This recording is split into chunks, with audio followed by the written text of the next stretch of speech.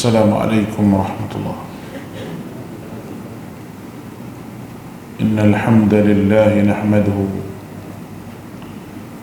ونستعينه ونستهديه ونستغفره ونؤمن به ونتوكل عليه ونعوذ بالله من شرور أنفسنا وسيئات أعمالنا. من يهده الله فلا مضل له ومن يضلل فلا هادي له. أشهد أن لا إله إلا الله وحده لا شريك له وأشهد أن محمدا عبده ورسوله. اللهم صل على محمد وعلى آله وأصحابه ومن تبعهم بإحسان إلى يوم الدين. وبعد فإن أصدق الحديث كتاب الله وخير الهدي وهدي محمد صلى الله عليه وسلم وشر الأمور محدثاتها وكل محدثة بدعة وكل بدعة ضلالة وكل ضلالة في النار. اللهم أصبحنا وأصبح الملك لله والحمد لله لا شريك له. لك الحمد ولك الشكر يا ربي، لك الحمد كما ينبغي لجلال وجهك الكريم العظيم سلطانك. أصبحنا على فطرة الإسلام وكلمة الإخلاص وعلى نبينا محمد صلى الله عليه وسلم وعلى ملة أبينا إبراهيم حنيفا وما كان من المشركين. اللهم أصبحنا وأصبح رضيت بالله ربا وبالإسلام دينا وبمحمد نبيا ورسولا. اللهم فقهنا في الدين وعلمنا التأويل واهدنا إلى سواء السبيل. ربنا زدنا علما وارزقنا فهما. Alhamdulillah, bersyukur kita kehadrat Allah Subhanahu wa taala dengan limpah dan kurniaan nikmat daripada Allah Azza wa Jalla. Kita dapat bersama-sama pada pagi ini dan mudah-mudahan pertemuan kita diberkati dan dirahmati oleh Allah Ta'ala. Pada pagi ini kita sambung perbincangan kita dalam kitab Aqidah Wasithiyah karangan Syekhul Islam Ibn Taymiyah. Pada kuliah kita yang lepas kita sebut bagaimana seorang mestilah beriman ataupun yakin kepada hari akhirat, iaitu yakin bahawa Allah Subhanahu wa taala menghidupkan selepas daripada kematian, dan Allah Subhanahu wa taala beri pembalasan kepada siapa sahaja mengikut apa yang diamalkan di atas muka dunia ini. Dan banyak dalil daripada Al-Quran ataupun dalil daripada hadis-hadis Nabi SAW menceritakan berkenaan dengan wal ba'thu ba'dal maut, itu berkenaan dengan kebangkitan. Dan kita telah sebut bahawa berkenaan dengan kebangkitan semula inilah yang menjadi perbincangan yang besar dan menjadi salah satu daripada isu yang besar dalam masyarakat jahiliyah, yang mana mereka tidak percaya berkenaan dengan kebangkitan selepas daripada kematian ini, dengan berbagai alasan yang tidak munasabah yang mereka sebut kepada Nabi sallallahu alaihi wasallam. Namun segala alasan tersebut dijawab satu persatu oleh Allah Azza wa Jalla dengan hujjah dan dalil yang terang. Dan hari ini kita sambung perbincangan kita, iaitu berkenaan dengan satu perkara yang keenam dalam rukun iman, iaitu al-imanu qadarihi khairihi wa syarrih. Beriman kepada qadar Allah yang baik dan yang buruk. Dan ini merupakan beriman dalam perkara yang keenam dalam rukun iman. Kita hendaklah memahami dengan baik perkara ini. Pada kitab kita ini disebut bahawa yang keenam, beriman kepada qadar takdir yang baik dan yang buruk. Penjelasan panjang akan dipaparkan risalah penuh berkah ini insya-Allah, dia kata. Baik. Beriman kepada takdir sama ada baik dan buruk ini, jika salah difahami, dia menjadi satu isu yang besar. Kerana kalau salah fahami, dia mungkin jadi bukan daripada ahli sunnah wal jamaah, dia jadi qadariyah, ataupun dia jadi jabariyah dan sebagainya. Hidup dalam keadaan oleh kerana kita takdir Allah Ta'ala buat begini, maka kita kena hidup begini. Itu salah satu daripada perkara yang kita panggil sebagai salah faham di dalam memahami takdir Allah. Qadar ni ataupun takdir ni adalah ketetapan Allah Subhanahu wa Ta'ala beri kepada sesuatu, dan benda yang kita kena ingat bahawa Allah Ta'ala telah tetapkan takdir kita ni, dia tulis takdir kita. Segala benda yang berlaku, sesuatu ni selama 50 tahun sebelum Allah Ta'ala ciptakan langit dan bumi ni. Ni boleh kita tengok dalam riwayat Muslim, kitab Bab Qadar, berkenaan dengan hadis Nabi ni. 50 tahun sebelum Allah Ta'ala cipta langit bumi, Allah Ta'ala tulis segala ketetapan dan takdir. Macam mana kita nak faham benda ni? Dia kata kalau begitu tak payah usahalah, sebab semua dah ditetapkan. Tak payah ikhtiar, hidup dengan keadaan nasib, keadaan takdir. Ini salah memahami takdir. Baik. Firman Allah Subhanahu wa Ta'ala, Alam ta'lam anna Allah ya'lamu ma fis samawati wal ard. Alam ta'lam anna Allah ya'lamu ma fis samai wal ard. Inna fi dhalika fi kitab. Inna dhalika 'ala Allah yasir. Inna dhalika fi kitab. Inna dhalika 'ala Allah yasir.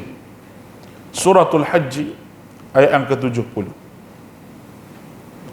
Apakah kamu tidak mengetahui bahawa sesungguhnya Allah mengetahui apa sahaja yang di langit dan apa sahaja yang di bumi? Bahawasanya demikian itu terdapat dalam sebuah kitab, iaitu yang tertulis di Lauh Mahfuz. Sesungguhnya demikian itu amat mudah bagi Allah. Baik.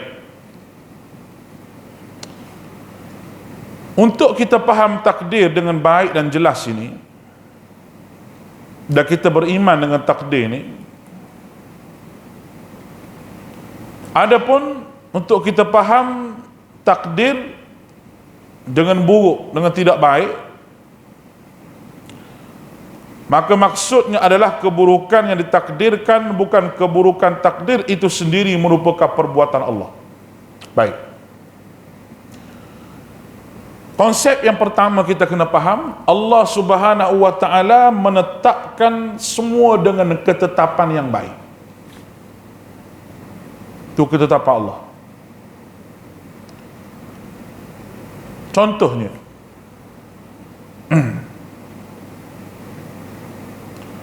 Contohnya, apabila Allah Subhanahu wa taala sebut masa kita duduk di alam roh ni, kita mengaku Allah Taala sebagai Tuhan.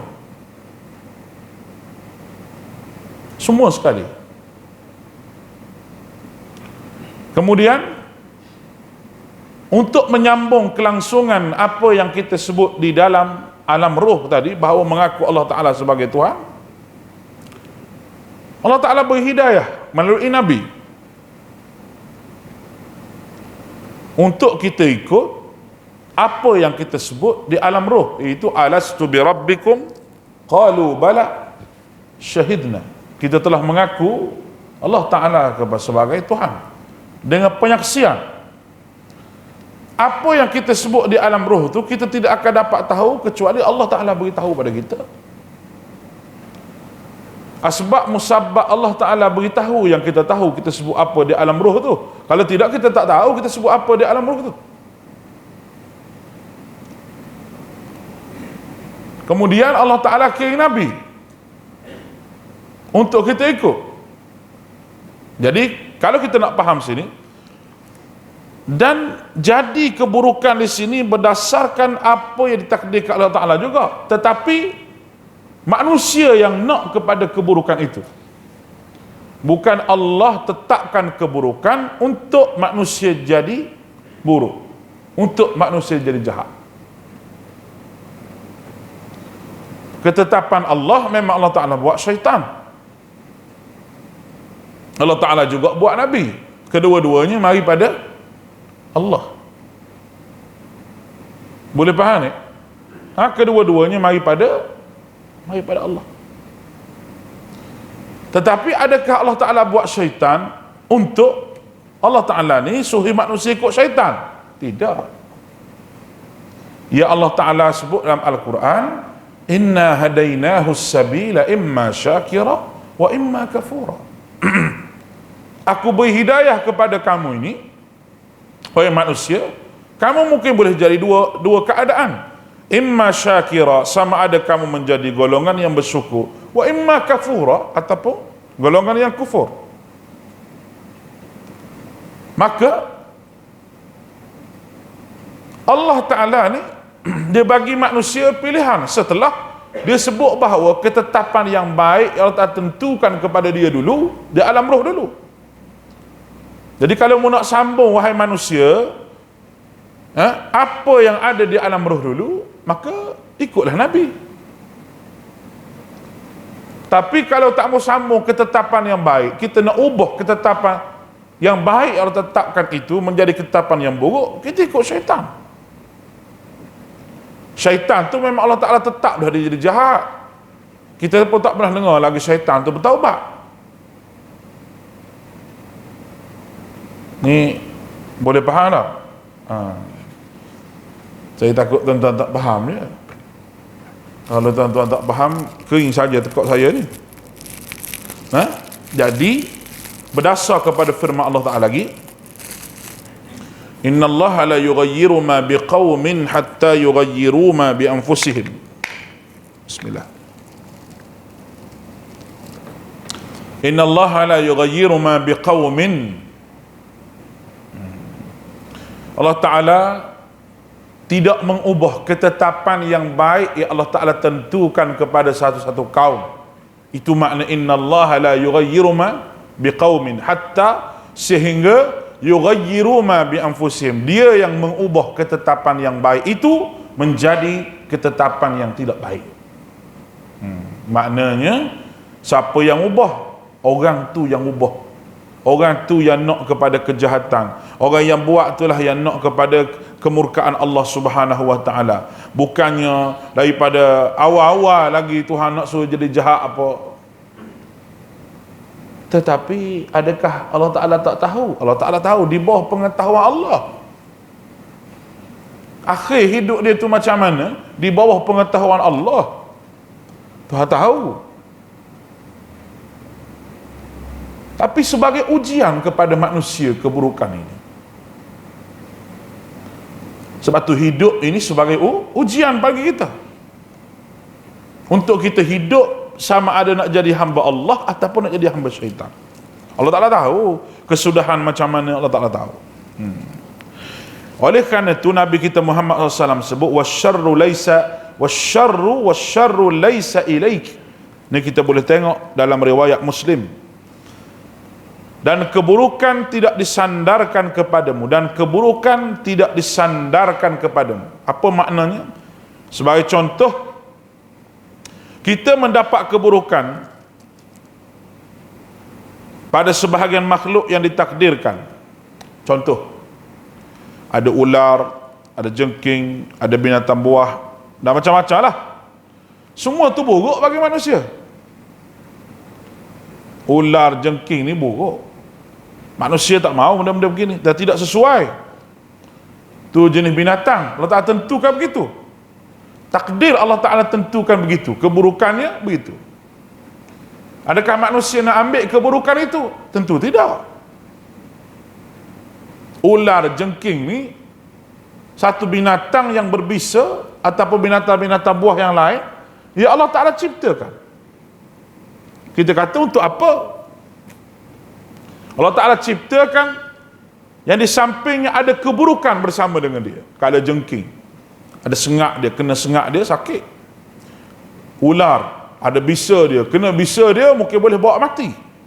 Binatang buah yang lain yang duduk dalam hutan tu, harimau ke, singa ke, apa ke, tak nak buat main-main. Sebab ada keburukan bersama dengan dia, ya Allah Ta'ala tentukan. Tetapi kalau kita tengok, semua ni buruk pada manusia. Ada pula jenis kemaksiatan, jenis dosa, kufur, fasik, pembunuhan dan sebagainya. Semua tu keburukan. Allah sendiri baik, kerana Allah tidak menakdirkan berdasar kepada hikmah yang agung, yang mendalam, diketahui untuk mengetahui.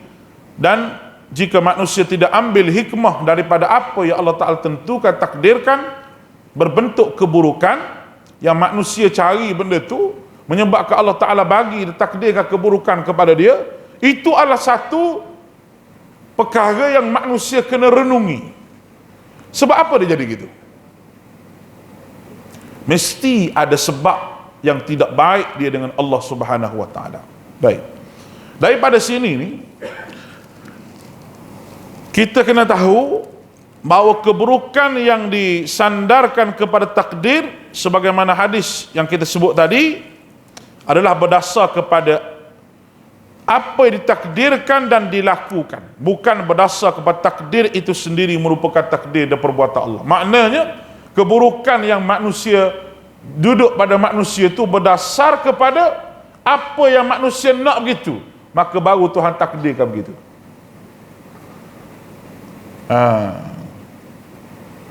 Kalau tak faham dengan baik, dia tak faham lah. Kalau tuan-tuan tak faham, tuan-tuan boleh tulis soalan. Nanti saya mari sekali lagi, saya sebut sekali lagi. Tapi saya rasa faham dah tu. Saya rasa lah tuan-tuan boleh faham dah. Kalau pejam mata elok tu faham tu. Baik. Jadi kita faham, saya sebut sekali lagi, keburukan yang kita kata Allah Ta'ala takdirkan itu bukannya mari daripada Tuhan nak begitu. Tidak. Keburukan itu mari daripada manusia yang salah memahami keburukan, dan manusia yang cari keburukan. Tetapi ada benda yang Allah Subhanahu Wa Ta'ala memang takdirkan kepada kita nak jadi begitu. Daripada keburukan perkara-perkara yang lain, contohlah macam tadi ular, jengking, apa semua tu, ada benda yang memang kita tak mahu benda tu, tapi tiba-tiba kita kena. Contohnya gini, atas jalan raya, contoh tak, atas jalan raya, atas jalan raya kita bawa kereta orang panggil eloklah, dengan segenanya bagi, dengan lampu merahnya berhenti, dengan semua sekali. Tapi kita menjadi mangsa terlanggar, orang langgar kita. Kita tak salah, kita bawa elok dah. Dia tu mari mana tak tahulah, kaluk-kaluk bini dia nak beranak ke apa kau tak tahulah, dia langgar. Itu orang panggil takdir. Ya Allah Ta'ala nak sabitkan keburukan bagi orang yang buat tu. Kalau kita pergi sikit lagi, kita kata penyakit ain. Penyakit ain ni wujud. Penyakit yang mana, sebab tu kalau kita kena tengok benda-benda baru ke, tengok baby-baby hak cantik, hak segak baby budak-budak tu, kita kata Masya Allah, segak budak ni, Masya Allah kita kata, supaya tidak terkena ain. Dan ain itu ada, maknanya ain itu dia kena jadi sakit. Kita puji dia tapi dia jadi sakit, dia jadi apa, sebab kita tidak dahului dengan perkataan subhanallah ke alhamdulillah ke apa ke. Biasanya subhanallah lah. Termasuklah kalau kita beli kereta baru, contoh kereta baru, orang nak puji kita, kereta awak ni kereta awak ni begini, kita orang panggil naik angin, orang puji ni lah. Hak puji pula tak ada kata subhanallah, tak ada kata masya Allah ke apa ke. Jadi nak sabit kena kenderaan dia tu, orang duk puji kenderaan dia dan dia pun rasa kenderaan dia tu dia kena penyakit ain. Jadi untuk terkena ain dia tu, Allah Ta'ala takdirkan kita aksiden dengan dia. Boleh faham tu? Itu takdir Allah. Yang kita tak mahu dah benda begitu. Kita buat babi baik dah. Kita pergi dalam hutan, contoh satu lagi, kita pergi dalam hutan, kita tak mahu jumpa lah dengan orang panggil ular, contoh bisa. Tiba-tiba kita tak sedar dia, kita angkat kayu tu, bau naik. Tu orang panggil takdir Allah Ta'ala juga nak berjumpa dengan dia tu. Cuma tinggal laginya, kalau dia tu kita duduk dekat dengan dia, dia pun patut kita, kena kita, na'udzubillah. Itu takdir Allah. Takdir Allah bagi kita. Tu konsep takdir tu kita kena faham lah kan dua perkara. Dua perkara. Kalau keburukan berbentuk maksiat, dosa, kefasikan apa, tu jenis kita cari. Allah Ta'ala tak suruh jadi fasik. Allah Ta'ala tak suruh jadi jahil. Mana orang boleh kata, saya ni takdir jadi jahil begini, nak macam mana? Lepas tu hidup dengan jahil gitu, mapuh dengan gitu. Tak betul lagu tu. Mana boleh hidup dengan jahil? Mana boleh mati dalam keadaan jahil? Sebab apa? Sebab takdir Allah Ta'ala dah begini, nak macam mana? Tak betul. Salah memahami bab takdir orang panggil. Kalau dia duduk dalam keadaan begitu. Bila dia susah, takdir Ustaz, jadi susah gini, nak macam mana? Orang lain senang. Lah, usaha. Usaha. Bila dah usaha, Allah Ta'ala tetapkan kita tak senang macam orang lain. Kita boleh tara tu je, mungkin Allah Ta'ala ni baik, tak akan jadi usaha-usaha duk gitu je dah. Dia mesti ada peningkatan sikit.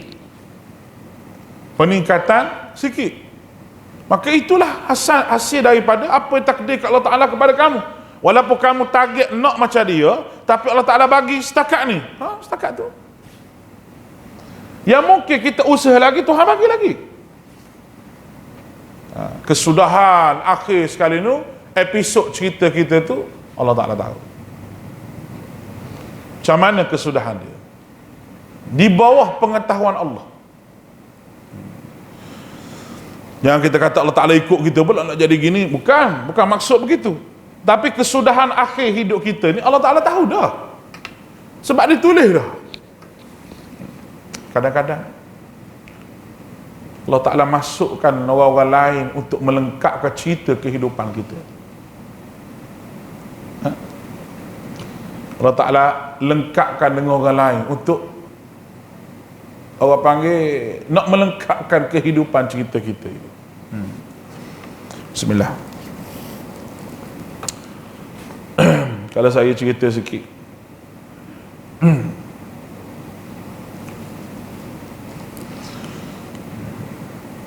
saya dulu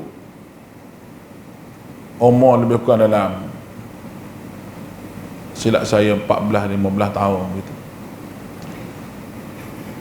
Saya tak boleh berjalan daripada pinggang sampai ke bawah, tak boleh bergerak lah. Berjalan jatuh, berjalan jatuh. Dulu kita buah sikit naik motor, jadi mak rempik, terbalik motor tu, ada masalah tulang belakang, tak boleh berjalan. Saya rasa dekat-dekat dalam setahun 8 bulan gitu tak boleh berjalan. Kawan-kawan duk bantu, duk mengaji pun kawan-kawan duk tengok. Jadi kita fikir seorang-seorang ni, lah masa tu fikir budak-budak. Dia kata ada apa dah aku ni, kata takdir Allah Ta'ala jadi gitu. Tapi arwah ayah saya ni dia berubat, dia buat pergi berubat macam-macam lah.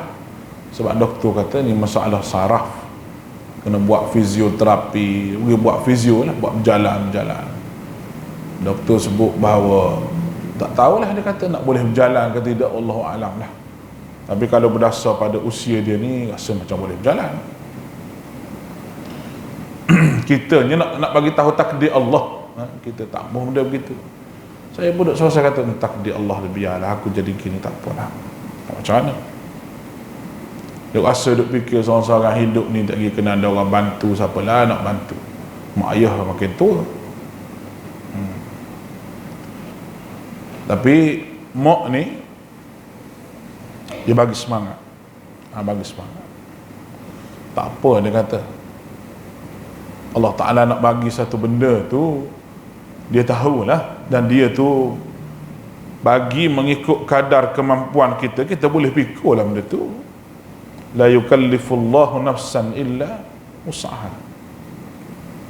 Allah Ta'ala bagi satu perkara tu, dia tahulah nak pikul macam mana perkara tu. Dan kita sendiri pun Tuhan bagi, Tuhan tahulah kemampuan kita setakat mana. Tak pergi menguruk apa semua sekali. Alhamdulillah boleh berjalan sampai kali ni. Jalan boleh apa, tak ada tinggal kesan apa. Kalau ikut cakap berdasar pada ilmu hak doktor tu, nak payahlah bagi dia susah lah berdasar pada ilmu dia tu. Tapi ilmu Allah kita tak tahu lagi macam mana. Jangan salahkan doktor tu. Sebab tu sekarang ni doktor pun dia bercakap pandai juga. Dia kata pakcik ni sakit kanser, hidup adalah payah pakcik, kanser nak baik begitu, tapi kita tak tahu ketentuan Allah macam mana. Tu doktor hak baik tu. Doktor hak Muslim hak baik. Tapi kalau hak tidak Muslim tu, you ni kalau hidup pun 6 bulan lagi masa nak sepok muka doktor macam dia pula lah.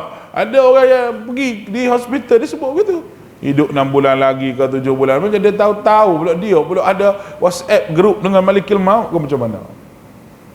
Tidak ada orang yang boleh sebut kita ni nak mati 3 tahun lagi ke 4 tahun lagi ni. Ini sirullah, rahsia Allah Ta'ala.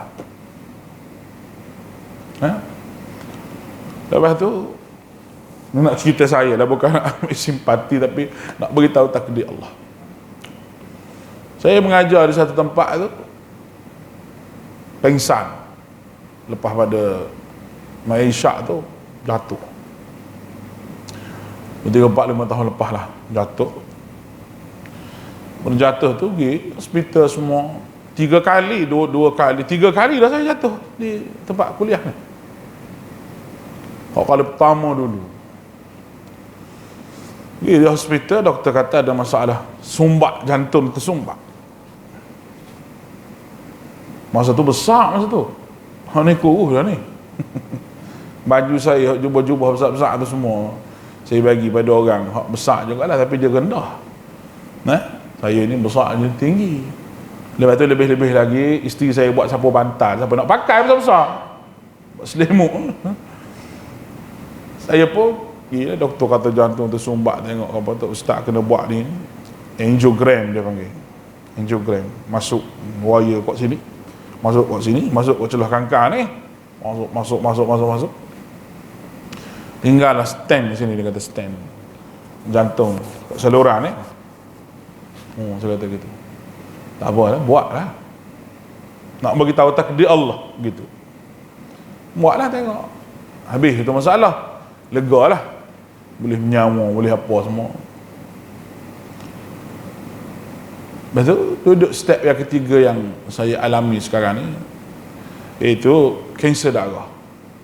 Dia panggil limfoma. Tapi berada pada tahap yang kedua lah. Tapi saya nak bagi tahu bahawa kalau ikut cakap doktor tu, kita boleh ikut baca-baca lah internet tu, kata susah nak sembuh susah. Tapi tak, Tuhan tak kata begitu.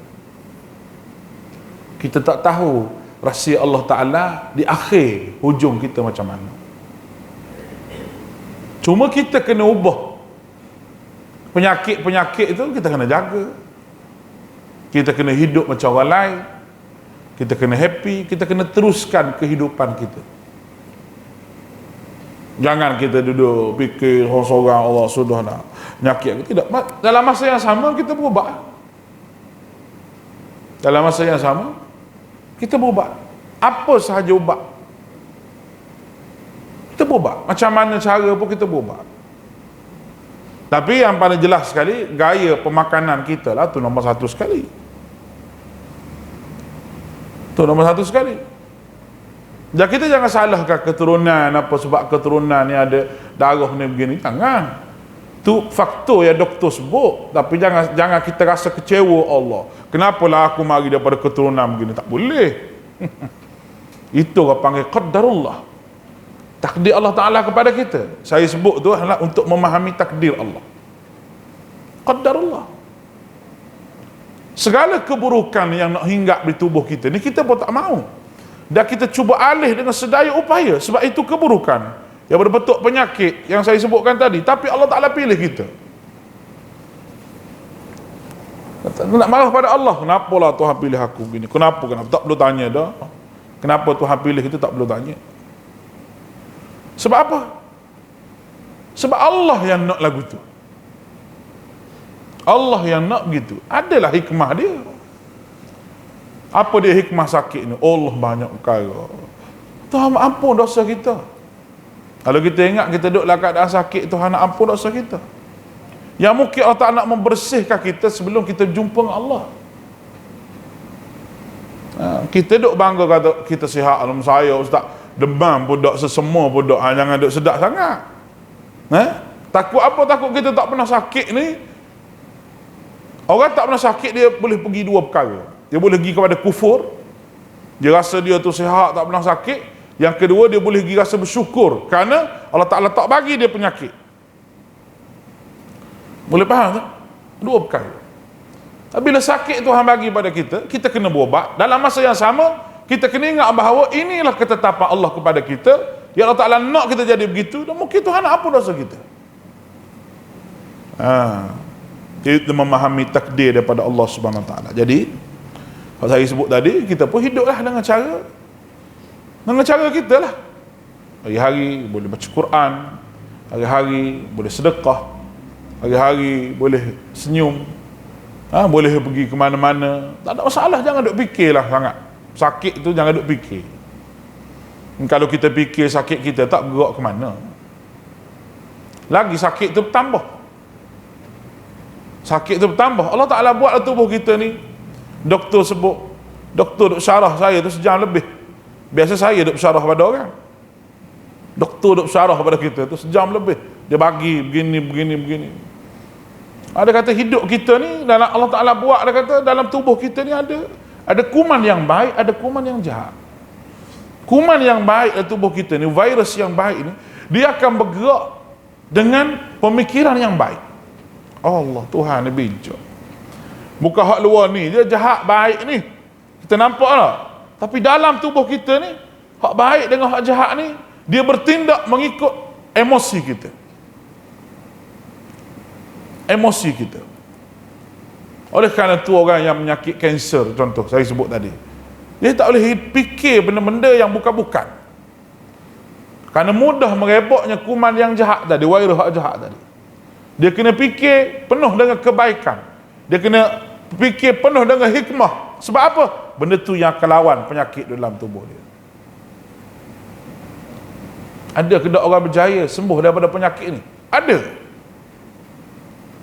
Ada. Allah Subhanahu wa taala bagi kepada Nabi Ayub sakit. Nabi Ayub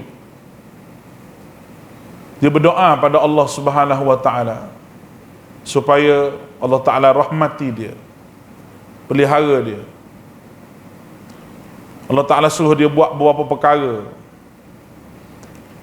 Hentak kaki, tarik pokok, ambil tu, pukul dekat ni, dekat satu benda, minum air, hentak kaki, lepas tu air keluar, minum air. Seorang doktor daripada Indonesia dia kaji sebab apa Tuhan suruh buat benda begitu. Sebenarnya orang yang sakit jenis kanser ke apa ke, dia kena banyak minum air. Keperluan air lah tubuh dia kena cukup. Dan dia kena banyak buat senaman-senaman yang ringan-ringan, berbentuk hentak kaki semua tu. Dia boleh membina balik sel yang baru.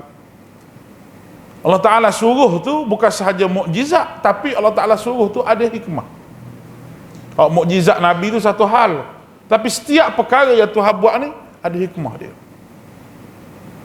Dia suruh buat senaman je ni gitu, dari pagi gitu satu, nasib baik tak terbalik. Buat gitu, batu hentak kaki. Nampak ni? Kata doktor tu, dan doktor hak sebut pada saya tu sama juga. Dia kata betul, dia kata Ustaz, senaman tu kena buat juga sikit-sikit, kena berjalan juga sikit. Yang duduk saja, kita dulu duduk makan tidur, duduk makan tidur, tu jadi penyakit tu. Nabi kata penyakit ni mari daripada perut. Betul sungguh hak Nabi sebut tu. Barulah kita pun kaji hadis-hadis berkenaan dengan apa yang Nabi sebut pasal makanan, dapat ilmu pada kita pula situ. Dulu kita duk kaji hadis-hadis bab fiqh, bab tauhid, bab apa ni. Bila kita sakit tu, apa yang Nabi sebut dalam Al-Quran, dalam hadis Nabi, apa yang Nabi sebut cara makan Nabi. Sebab apa ada kata Nabi ni duduk begitu, Nabi tekan perut dia sikit kerana tak mau bagi kenyang sangat perut ni. Tak mau bagi perut ni kenyang sangat, penuh sangat. Lepas tu Nabi kata berhenti makan sebelum kenyang. Memang begitu cara makan. Doktor pun sebut begitu. Jangan makan terlalu kenyang, kena berhenti dulu. Kalau makan sikit, lepas tu nanti sejak makan pula tak apa dia kata. Tapi kalau makan tu kenyang, tergolek macam badak sumbu, dah tu memang mudah mendapat penyakit dia kata. Apatah lagi tidak bersenam. Lepas tu kita kata Nabi tak sakit ke? Nabi sakit juga. Akhir-akhir usia Nabi sakit. Jadi bengkok kaki Nabi, jadi sembab kaki Nabi ni. Sembab tu makna bila kita tekan tu lambat nak naik kan. Tu akhir-akhir usia Nabi SAW. Tu pun akhir-akhir dah nak menjadi asbab kewafatan Rasulullah SAW. Sahabat-sahabat tak sakit ke? Sakit. Ada sahabat sakit, sakit mata, sakit kaki, macam-macam. Bukan tak sakit, ada. Tapi penyakit itu Nabi kata bermula dari perut. Memang. Sebab Al-Quran sebut kulu washrabu wala makan minum jangan lebih-lebih. Jangan lebih. Lebih pada had. Allahu Akbar. Jadi bila kita takdir Allah Ta'ala mari pada kita ni untuk orang panggil kita kaji dan sedar. Bila takdir Tuhan mari itu barulah kita tengok, oh begini. Ilmu yang kita tak baca saja hadis Nabi tapi kita tak praktikal. Bila kita sakit kita praktikal. Nampak ni? Semayang duduk. Kalau kita tak sakit kita tak semayang duduk. Kalau kita sakit barulah praktikal semayang duduk. Mungkin semayang melentang, mungkin semayang sambil menerak ke. Tu semua benda yang diajar semayang keadaan sakit oleh agama kita. Bila sakit mari baru kita tahu. Bila tak ada air kita bertayamum, Jadi setiap takdir Allah Ta'ala tu ada hikmah di sebalik itu. Jangan kita fikir bahawa Allah Ta'ala tak sayang pada kita lah, apa, jangan. Itu pemikiran yang salah. Baik. Ada juga ketetapan yang Tuhan tetapkan yang tidak boleh diubah. Sebagai contohnya hukuman Allah Ta'ala. Hudud, tak boleh ubah. Seorang atas muka dunia ni pun tak boleh ubah bab hudud ni. Nak buat tak mau buat, tu belakang kira. Tapi nak ubah hak tu tak boleh. Kerana itu ketetapan yang Allah Ta'ala tetapkan. Baik. Di antara kebaikan dan juga keburukan ni manusia tak tahu, kecuali Allah Ta'ala tetapkan kepada dia dan Nabi beritahu, ni keburukan, ni kebaikan. Dan dia tak tahu kadar mana nikmat yang Allah Subhanahu Wa Ta'ala nak bagi pada dia. Dia tak tahu kadar nikmat yang Tuhan nak bagi pada dia tu banyak mana, dia pun tak tahu. Kadar pahala Tuhan nak bagi pada kita tu banyak mana, kita pun tak tahu. Itu semua di bawah takdir yang Tuhan akan tentukan. Tetapi Allah Ta'ala beri syarat bahawa kita ikhlas, kita buat dengan ada dalil, berlipat kali ganda, tidak terhitungnya apa yang kita buat disebut sebagai pahala ini. Kesimpulan daripada ini, yang pertama sekali, keburukan yang disandang kepada qadar adalah keburukan dengan melihat apa yang ditakdirkan oleh Allah Subhanahu Wa Ta'ala. Bagaimana Nabi sebut tadi, wasyarru laisa ilaik, dan keburukan tidak disebabkan kepada kamu. Dan yang kedua, keburukan yang ada pada apa-apa ditakdirkan bersifat umum, bersifat murni, iaitu total, akan tetapi adalah keburukan yang boleh menghasilkan perkara-perkara yang merupakan kebaikan. Jadi keburukan itu ada dua situasi. Walaupun kita nampak satu ketetapan yang buruk, tetapi hikmah di sebalik ketetapan itu ada kebaikan dia. Kalau Allah Ta'ala tak bagi dia sakit, mungkin dia tak mari ke masjid. Kalau dia sihat, dia mungkin dia duduk pergi bulang alik, dia jabat hari-hari. Sebab apa? Projek nak masuk. Bila Allah Ta'ala bagi dia satu musibah, kerugian ke apa, yang dia pun tak mahu, takdirkan begitu, mungkin dia ingat bahawa Tuhan nak uji dia. Dia pun balik pada Allah Ta'ala. Maka setiap perkara, sama ada baik ataupun buruk, itu adalah mari daripada Allah untuk menguji manusia, sama ada manusia itu boleh kawal ataupun tidak, sama ada nikmat ataupun keburukan yang Allah Ta'ala tentukan. Mudah-mudahan dirahmati Allah. InsyaAllah kita sambung lagi lain kali pada kuliah kita berkenaan dengan wa minal imanu billahi wal iman wa sifatih. Kita masuk kepada beriman dengan asma' wa sifat yang dibincangkan dalam. Aku qawli hadha wa astaghfirullahal azim li wa lakum wa ufawwidu amri ila Allah. Inna Allah basirun bil ibad. Assalamualaikum warahmatullahi